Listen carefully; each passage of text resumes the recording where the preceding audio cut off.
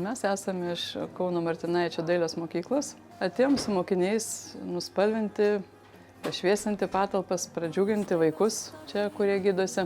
Ir mūsų tokia intencija padėti pradžiuginti kitus vaikus, nes vaikai dovanoja vaikams džiaugsmą.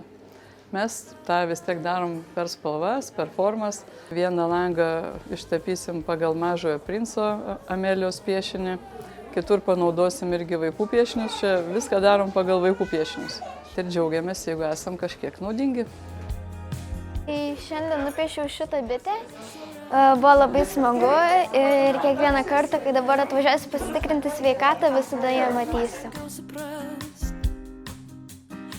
Я тут лежала, лечилась, закончила все химии. Теперь я сюда приехала на обследование и рисую такие рисуночки, чтобы детям было намного веселее, чтобы при химиотерапии не так было страшно, что это так ужасно, а чтобы они смотрели на эти рисуночки и представляли, как они свою болезнь победят. Я как раз художник и очень люблю рисовать. И присоединилась к этому флешмобу, так можно сказать.